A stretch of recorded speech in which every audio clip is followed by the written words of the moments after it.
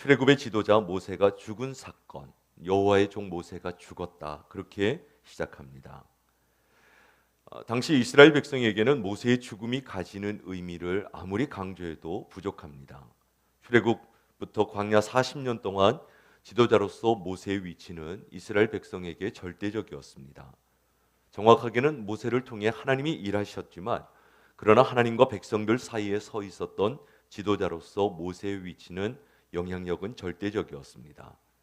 아마 백성들은 모세가 없는 미래를 한 번도 상상해 보지 못했을 것입니다. 그러나 여호수아의 문을 열면 가나안 정복을 앞둔 가장 중요한 시점에 모세는 죽었다, 그렇게 얘기합니다. 여호수아 앞에 신명기를 보면, 신명기 34장 마지막 부분은 신명기 34장 8절을 보면 이 공동체의 슬픔이 얼마나 컸던지 모세의 장례를 이스라엘이 무려 30일간 치릅니다. 그럼에도 불구하고 이 큰 슬픔에서 백성들이 빠져나오지 못하는, 공동체 전체가 멘붕 상태에 빠져 있는 그러한 상황으로부터 여호수아가 시작하고 있습니다. 아마 그들은 잘못했을 겁니다. 모세 없이 우리가 과연 무엇을 할 수 있을까? 1절은 모세의 뒤를 이어 여호수아의 시종이었던 모세의 시종이었던 여호수아가 모세를 대체하는 지도자의 위치에 서기는 했지만, 과연 우리가 그를 신뢰하고 따라갈 수 있을 것인가? 가장 단순하게 표현을 하면 여호수아서는 리더십의 불안으로부터 여호수아서가 시작되고 있음을 보여주고 있습니다. 모두가 불안하고 두려운 마음을 가지고 있습니다. 그래서 오늘 본문에는 놀랍게도 강하고 담대하라는 표현이 3번 등장을 하죠. 6절에 한 번, 7절에 한 번, 9절에 한 번. 그리고 그 중간에 있는 7절 말씀을 보면 강하고 극히 담대하라, 극히 담대하라. 그만큼 여호수아로부터 모든 공동체가 큰 두려움과 불안에 사로잡혀 있었다라는 것을 반증하고 있습니다. 여러분, 광야 40년 생활을 돌아보면 여호수아는 결코 겁이 많은 사람이 아닙니다. 강하고 담대하라. 사실은 아말렉과의 전쟁을 치를 때에도 여호수아가 12명과 함께 정탐을 하고 돌아와서 다른 모든 10명이 부정적인 보고를 할 때에도 믿음의 담대한 선포를 했던 사람이 여호수아입니다. 그런데 막상 그 여호수아조차도 모세가 없이 모세의 후계자가 되어 백성을 이끄는 지도자로서, 소위 말하면 1장 1절은 첫 출근하는 날이거든요. 그날 굉장한 두려움에 사로잡혀 있었음을 보여주고 있습니다. 여러분, 조금 의외일 수 있지만 사람이 뜻밖의 받는 가장 큰 스트레스 중에 하나가 뭔가 하면은, 내가 예상치 못한 순간 중요한 자리에 갑자기 오를 때 굉장히 스트레스 지수가 높아집니다. 지켜보는 사람들이야, 야, 너 모세의 뒤를 이어서 지도자가 되었다, 축하하고 박수를 칠지 모르지만 그 자리에 앉는 본인은 굉장한 두려움과 중압감에 사로잡히게 됩니다. 여호수아가 가졌던 두려움의 실체를 2가지 정도로 이해할 수 있지 않을까 생각합니다. 너무 뛰어난 전임자의 뒤를 이어야 되는 부담감이죠.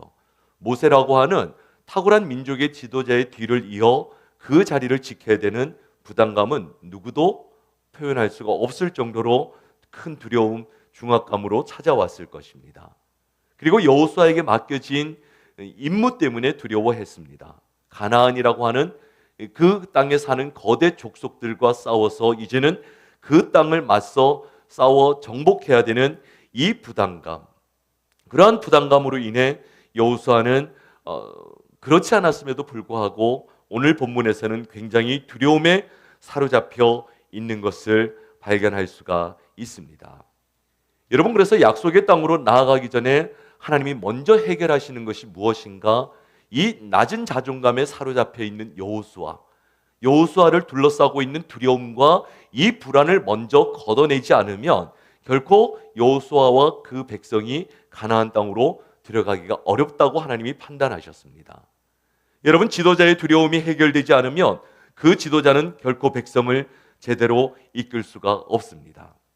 그래서 1장 1절은 여호와의 종 모세가 죽었다, 그렇게 표현하지만 1장 1절 마지막을 보면 하나님께서 여호와께서 여호수아에게 말씀하시는 것으로 시작하고 있는 것도 보여주고 있습니다. 죽음이라는 슬픔의 사건으로 시작하지만 여호와께서 여호수아에게 말씀하시는 희망의 메시지가 1절 안에 담겨져 있습니다. 죽음은 모세가 사라졌다라는 것을 의미하지만 말씀은 여전히 하나님이 여호수아를 주목하시고 그에게 무언가를 기대하고 계신다라는 것을 보여주고 있습니다. 하나님이 말씀을 주셨다라는 것은 새로운 역사를 여호수아와 함께 시작하시겠다. 2절을 같이 읽어보겠습니다. 시작. 내 종 모세가 죽었으니 이제 너는 이 모든 백성과 더불어 일어나 이 요단을 건너 내가 그들 곧 이스라엘 자손에게 주는 그 땅으로 가라. 여러분, 성경을 읽다가 보면 하나님이 너무 큰 일을 너무 쉽게 얘기하시는 경우를 볼 수가 있습니다. 이 경우가 바로 그런 경우죠. 내 종 모세가 죽었다. 꼭 밥이 없네? 밥 하자. 그 분위기예요. 모세가 죽었다? 너무 이스라엘에게는 큰 일인데 하나님은 모세가 죽었네? 그럼 이제 너가 일어나서 백성들을 이끌고 나아가라고 그렇게 말씀하고 있습니다. 여러분, 사람들 생각에 모세는 절대적인 지도자였고 그가 죽은 것은 굉장히 큰 사건이었지만 하나님은 모세가 죽었으니 이제는 여호수아라고 말씀하십니다. 사람은 바뀌어도 하나님의 비전은 계속될 것이고 우리에게는 굉장히 큰일인 것처럼 보이지만 하나님에게는 그것이 큰일이 아니며 사람보다 중요한 것은 하나님의 비전이 계속되는 것이라고 여호수아에게 말씀하고 있습니다. 모세에게 주었던 하나님의 꿈은 여호수아를 통해 계속 이어질 것이다. 여러분, 모세의 죽음이 출애굽 시대의 마지막을 알리는 사건이었다면 동시에 가나안 정복 시대라는 새로운 시대를 하나님은 여호수아와 열어가시겠다라고 그렇게 말씀하고 있습니다. 여러분, 기억하셔야 됩니다. 사람은 지나가도 하나님은 살아계십니다. 사람이 끝나도 하나님의 비전은 계속되는 것입니다. 모세의 역할이 있었다면 하나님은 이제 여호수아를 통해 새로운 역사를 써나가고자 하고 계신 것을 볼 수가 있습니다. 여러분, 하나님은 여호수아에게 모세와 동일한 인생을 살라고 요청하지 않으십니다. 너가 모세처럼 위대한 지도자가 되라, 모세처럼 탁월한 리더십이 되라, 그런 얘기 한마디도 하지 않으시고 모세는 죽었어. 너는 여호수아야. 너는 너로서 해야 될 일을 지금부터 일어나 감당하기를 요청하시며 말씀하고 계신 것을 볼 수가 있습니다. 여러분, 하나님은 우리가 모세와 동일한 복사판 같은 인생을 살기를 원하지 않으십니다. 모세는 모세고 여호수아는 여호수아예요. 돌아보면 세상에 나 같은 사람은 나 하나뿐입니다. 얼마나 다행이고 감사한 일입니까? 저와 여러분들은 각자에게 주어진 삶을 일어나 감당하면 되는 것입니다. 하나님은 여호수아에게 모세의 인생을 요구하지 않으십니다. 저에게 맡겨진 그 인생을 하나님 앞에서 살면 되는 것입니다. 여러분, 모세도 필요하고 여호수아도 필요합니다. 예수님의 히브리식 이름이 여호수아거든요. 그리고 여호수아의 이름의 뜻이 여호와는 구원이시다. 굉장히 좋은 이름 아닙니까? 여러분, 모세와 여호수아 이 두 사람은 모두 구약 성경에서 그래서 장차 오실 예수님을 예표하는 그림자와 같은 인물들입니다. 예수님이 가지신 다양한 리더십의 모습이 이들의 모습 속에 등장합니다. 모세는 백성들을 죽음의 땅에서 건져낸 구원자로서의 리더십을 보여줍니다. 그것은 십자가의 보혈의 능력으로 우리를 죽음에서 구원하신 예수님의 모습을 보여줍니다. 한편 여호수아는 백성들을 약속의 땅으로 데리고 들어가는, 마치 부활하셔서 우리에게 승리를 주시는 예수님을 상징하는 리더십이라고 할 수가 있습니다. 모세가 더 뛰어나냐, 여호수아가 더 뛰어나냐, 이거는 비교의 대상이 되지 않는다라는 거예요. 중요한 것은 모세가 죽었기 때문에 이제는 하나님께서 여호수아와 일을 하고자 하시는데, 중요한 것은 그 여호수아가 두려움과 불안에 사로잡혀 있어서는 하나님이 일하실 수가 없는 거예요. 그의 낮아진 자존감을 회복시키고 그의 두려움을 걷어내시고 이제는 새 일을 행하기를 원하시는 것을 볼 수가 있습니다. 강하고 담대하라. 그래서 이렇게 말씀하시는 거예요. 5절 말씀을 같이 읽습니다. 시작. 내 평생에 너를 능히 대적할 자가 없으리니 내가 모세와 함께 있었던 것 같이 너와 함께 있을 것임이니라. 내가 너를 떠나지 아니하며 버리지 아니하리니. 하나님께서 이 낮아진 자존감에 두려움에 사로잡혀 있는 여호수아의 모든 것들을 회복시키는 방법이 방금 읽은 5절 안에 있습니다. 어떻게 회복시키십니까? 내가 모세와 함께 있었던 것 같이. 이 말씀을 통해 여호수아의 낮아진 모습을 새롭게 회복시키는 것을 볼 수가 있습니다. 여러분 1절 말씀을 보면 여호수아는 40년 동안 광야에서 모세를 옆에서 섬겼던 시종이었습니다. 다시 말하면 여호수아는 하나님께서 모세와 함께 하실 때 하나님께서 모세를 통해 행하셨던 모든 기적을 가장 가까이에서 지켜본 인물이에요. 하나님이 모세와 함께 하셨을 때 홍해가 갈라졌습니다. 하나님이 모세와 함께 하셨을 때 구름기둥 불기둥이 광야에서 이스라엘을 보호하시고 인도해 주셨습니다. 하나님이 모세와 함께 하셨을 때 만나와 메추라기가 내렸고 하나님이 모세와 함께 하셨을 때 반석에서 물이 터지는 것을 여호수아가 모두 지켜보았습니다. 지금 여호수아에게 하나님이 한 가지 중요한 기억을 소환시키고 있는데 하나님이 모세와 함께 하셨을 때 얼마나 생생하게 모세를 통해 일하셨는지 그 기억을 생생하게 다시 소환하고 계십니다. 왜 그렇게 하십니까? 왜 그 기억을 소환하십니까? 그 모든 일을 모세를 통해서 하나님이 하셨는데 이제는 모세가 죽었기 때문에 이제는 그 일을 누구와 함께 하시겠다? 여호수아와 함께 하겠다. 내가 여호수아 너를 통해서 이제 하겠다. 모세라고 하는 전설은 지나갔지만 여호수아 너는 이제 내가 함께하며 새로운 전설의 스토리를 쓰게 될 거야. 하나님이 모세와 함께 하셨던 것처럼 여호수아와 함께 하시겠다고 말씀하고 있습니다. 여러분 우리가 성경을 보면서 기죽지 말아야 되는 이유가 여기에 있습니다. 성경을 보면 힘이 나는 이유가 여기 있습니다.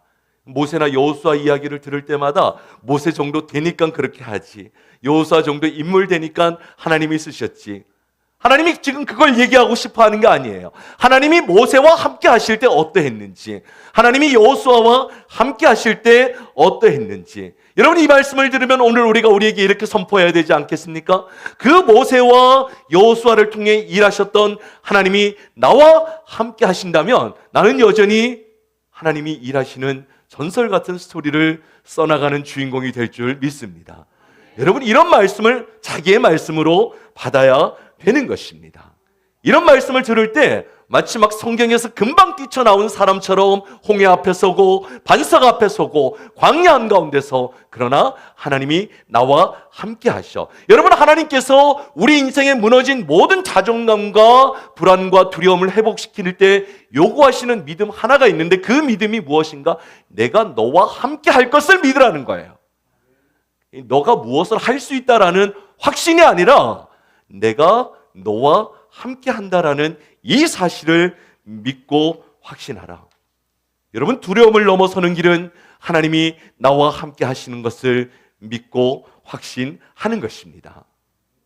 여러분 이 사실이 왜 중요합니까? 하나님이 함께 하신다는 것은 하나님의 모든 자원이 나의 자원이 된다는 것입니다. 하나님이 모세를 통해 일하셨다라고 하는 것은 다른 관점에서 보면 하나님이 하늘의 모든 것을 모세에게 부으시고 그 모세를 통해 땅에서 역사하신 거예요.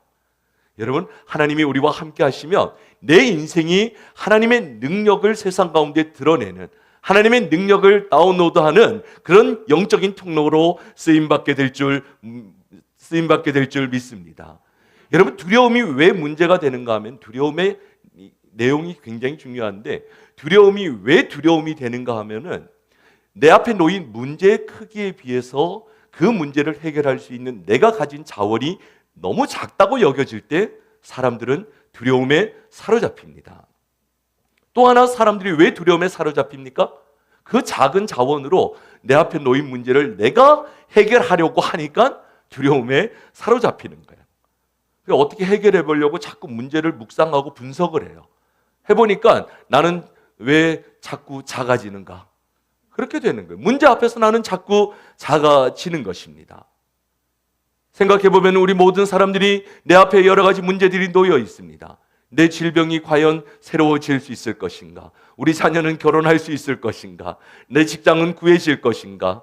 그죠? 우리 교회의 올 한 해의 스토리는 어떻게 될 것인가? 생각해보면 넘어가야 되는 장애물들, 우리 앞에 놓여 있는 문제들은 결코 만만치가 않습니다. 여러분, 그런데 문제만 보고 우리가 가진 자원만 보면 두려움에 사로잡히고 한숨이 나올 수밖에 없습니다. 그런데 하나님은 담대해라. 왜? 내가 너와 함께 할 것이다. 여러분, 그 말은 하나님의 창고에 있는 모든 영적인 자원이 다이렉트로 우리에게 부어질 것이다 라는 약속이에요.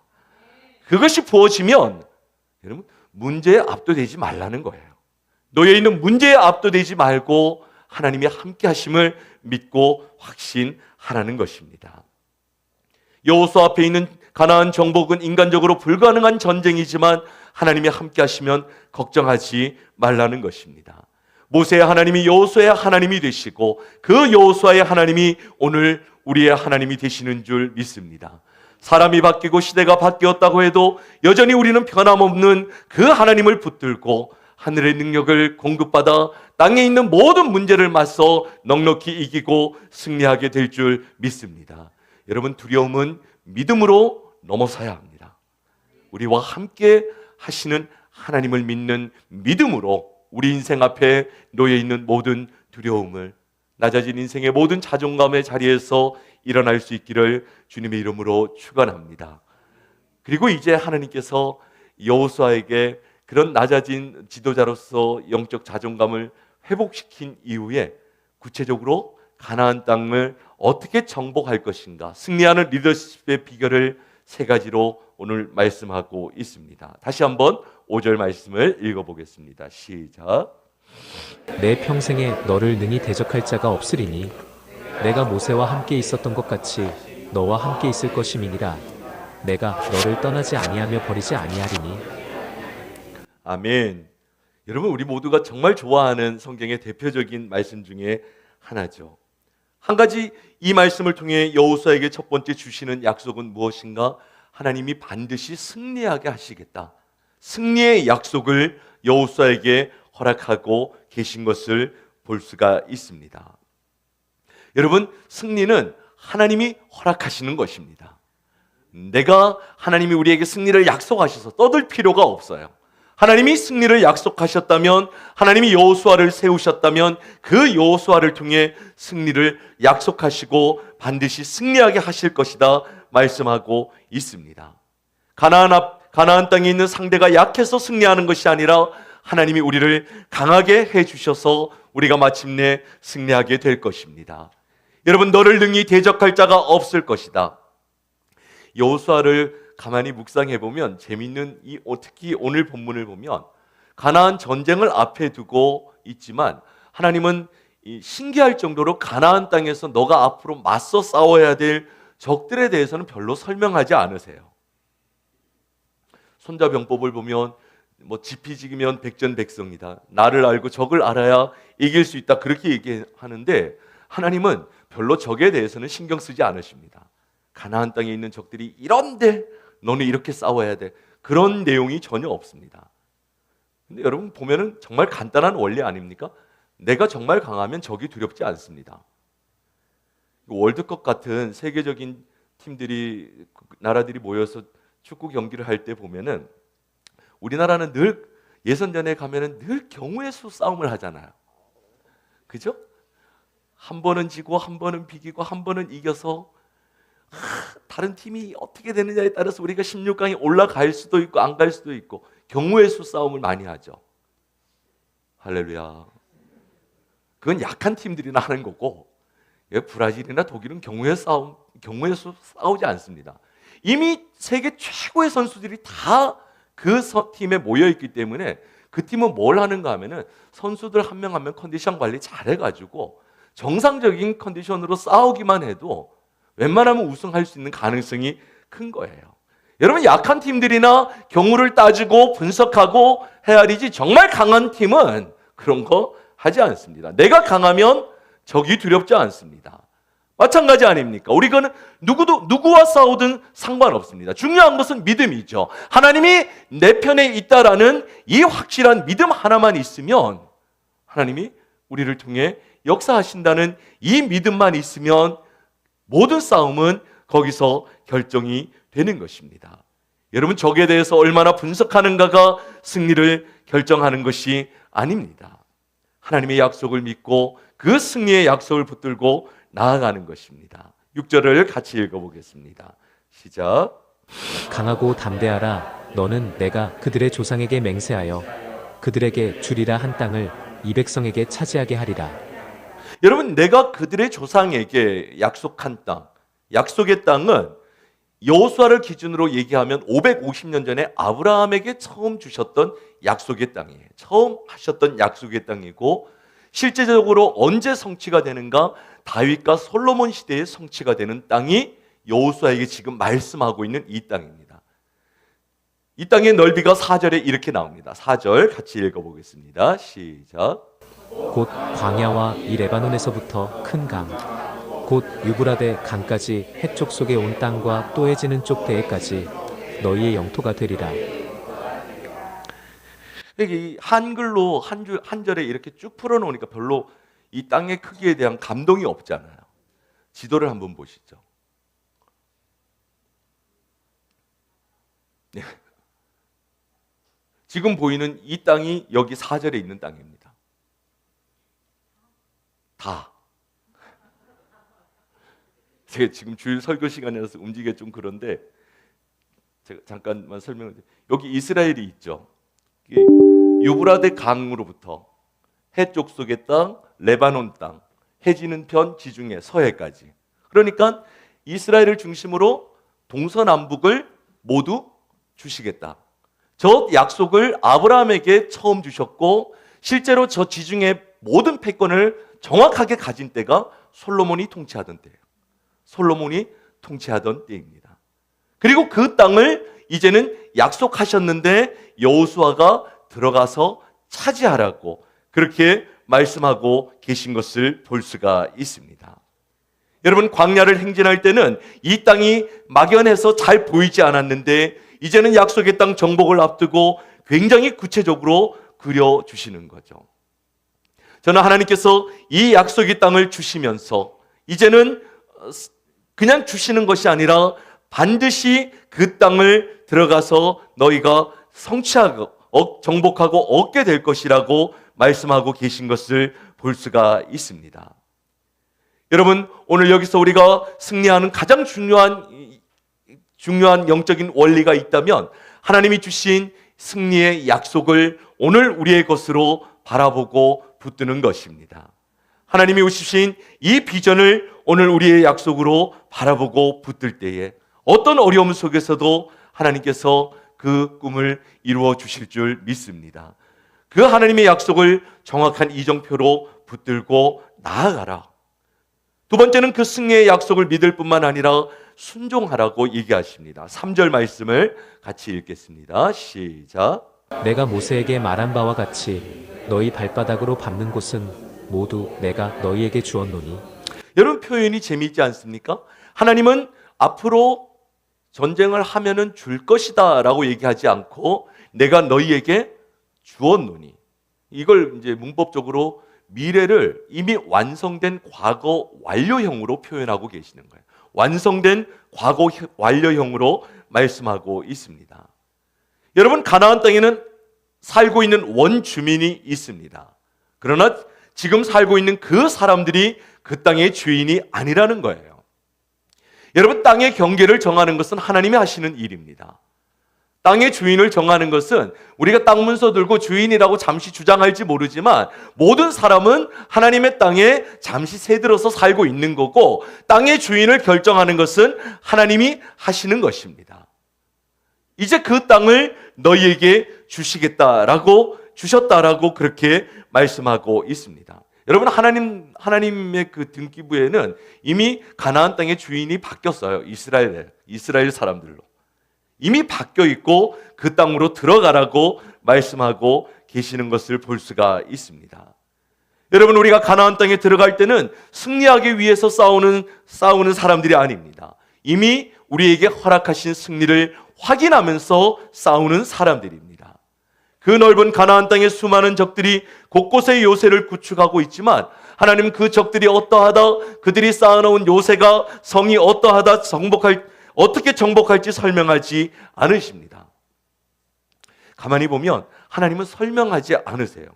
하나님은 그냥 하나님의 약속을 믿고 나아가라고 말씀하고 계십니다.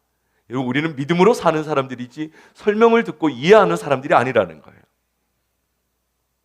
비행기를 타는데 문 앞에서 너무 처음 비행기라서 처음 타보는 비행기여서 너무 무서워요.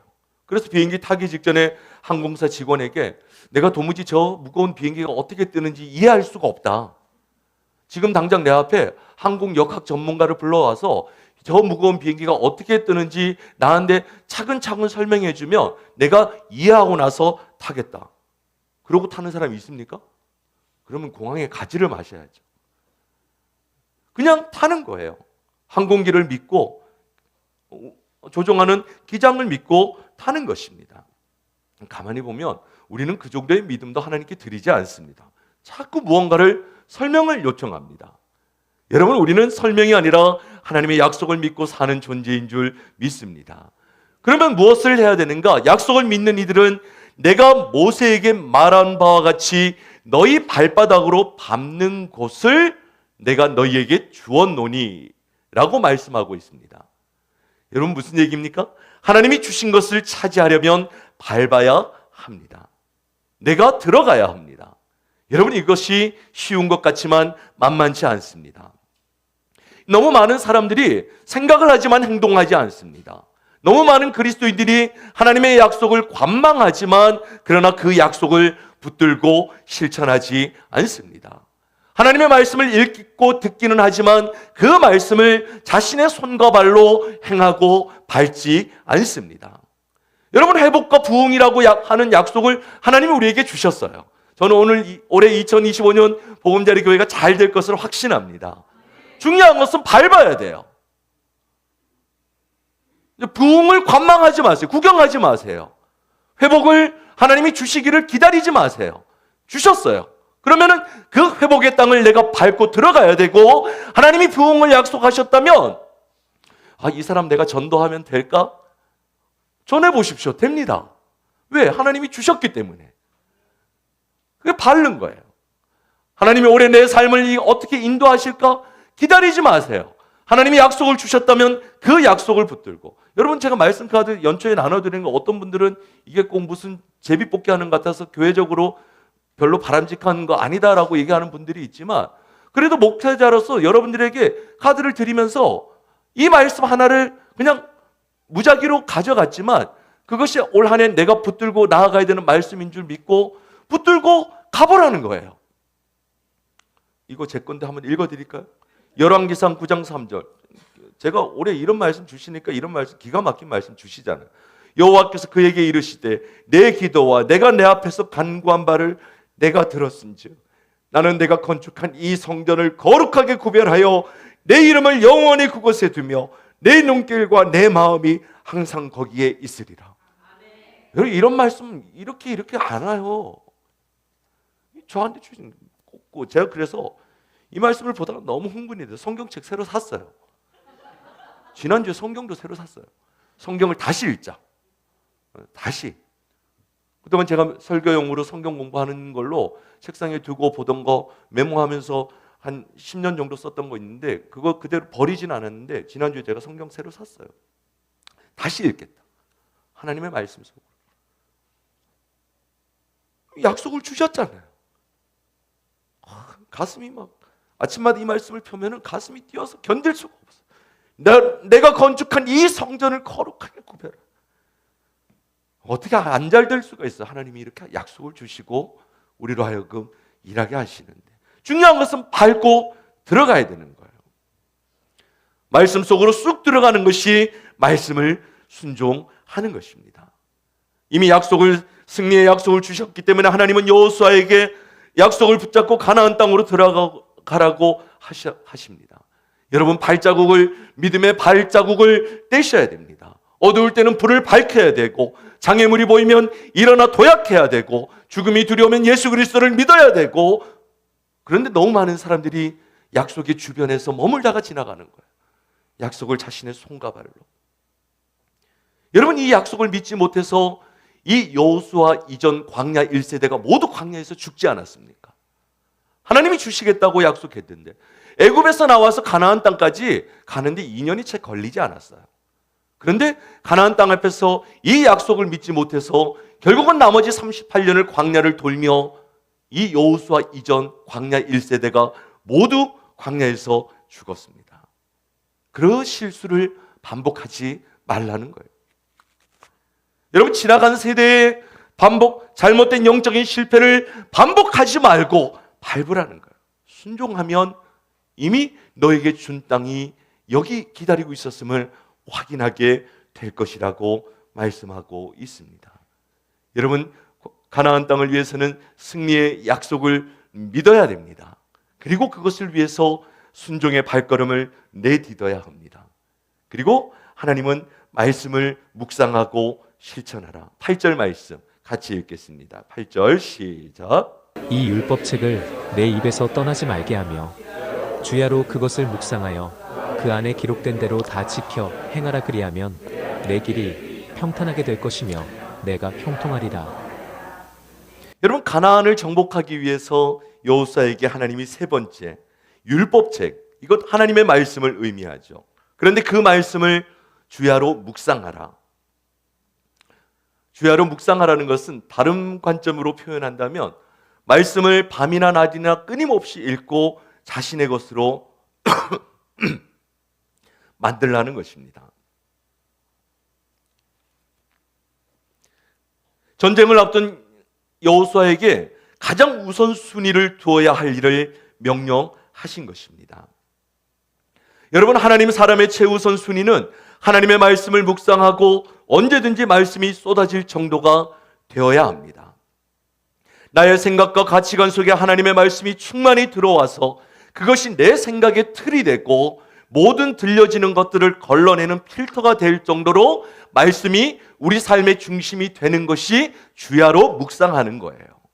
여러분, 그렇게 되어야만 어떤 얘기를 들어도 말씀 중심으로 이야기가 해석이 되고, 누구의 이야기를 들어도 하나님 중심으로 그 이야기가 기준이 잡혀서 분별력이 생기는 것입니다. 그렇게 되면 뭐가 가능해집니까? 좌로나 우로나 치우치지 않게 되는 것입니다. 여러분, 지나간 시간을 생각해 보십시오. 얼마나 많은 사람들, 얼마나 많은 일들이 하나님의 사람과 교회를 흔드는지 모릅니다.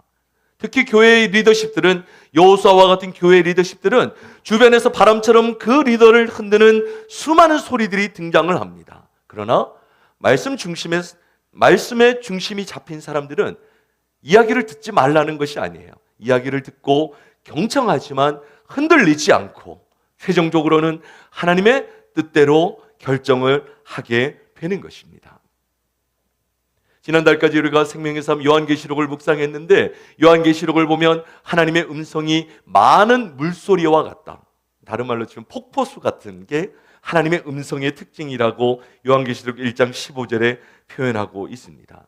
여러분, 나야가라 같은 큰 거대한 폭포, 빅토리아 폭포 같은 그런 거대한 폭포 앞에 가보셨습니까? 가보신 분도 계시고 안 가보신. 나야가라 폭포 앞에 서 보십시오. 주변의 소리가 안 들려요. 왜? 너무 커서. 간단한 원리 아닙니까? 주변에 소리가 없어서 그런 것이 아니라 하나님의 목소리가 폭포수같이 들리면 주변의 소리에 흔들리지가 않게 되는 것입니다. 하나님의 말씀을 떨어지는 폭포수같이 매일 듣는 사람은 세상의 잡다한 이야기, 소식에 그렇게 좌로나 우로나 흔들리지 않게 되는 것입니다. 하나님의 사람들의 생각과 가치관과 영혼에 하나님의 말씀이 늘 신선하게 채워져 있어. 그래서 흔들림이 없고 그 사람이 내리는 결정은 성경적이고 그가 살아가는 삶의 모습은 늘 담대하고, 그리고 그렇게 하나님의 뜻을 순종하는 리더를 따라가는 사람들은 또한 기쁨으로 따라가게 되는 것입니다. 7절 말씀을 같이 읽겠습니다. 7절 시작. 오직 강하고 극히 담대하여 나의 종 모세가 내게 명령한 그 율법을 다 지켜 행하고 우로나 좌로나 치우치지 말라. 그리하면 어디로 가든지 형통하리니. 한마디로 말씀을 정성을 기울여 그대로 다 지켜 행하라는 것입니다. 많은 사람들이 다른 사람들이 내 얘기를 잘 들어주지 않는다, 그런 불평을 하지만 여러분, 정작 자신은 하나님의 말씀을 잘 순종하지 않습니다. 부모들이 자녀들이 말을 잘 안 듣는다, 그 얘기를 하지만 부모는 하나님의 말씀을 잘 순종하지 않습니다. 여러분, 우리가 하나님께 순종하는 법을 배우면 우리 주변에 있는 사람들, 부모가 하나님께 순종하는 부모가 되면 자녀들은 자연스럽게 부모의 말과 하나님께 순종하는 자녀들로 자라가게 되는 것입니다. 이제 새 학기를 준비하고 있는데 우리 순장님들, 순원들을 어떻게 영적으로 관리하고 돌볼까?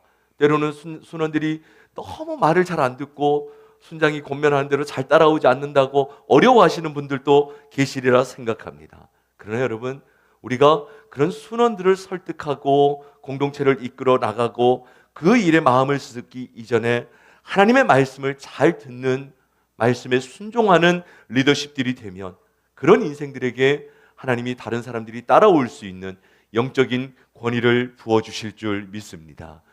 여러분, 강하고 담대하십시오. 2025년 하나님이 우리에게 주신 회복과 부흥의 약속은 이미 주신 약속입니다.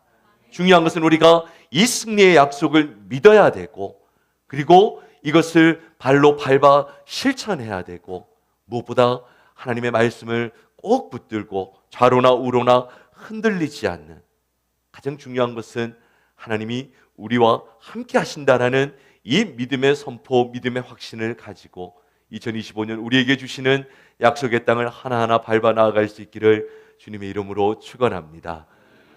기도하겠습니다.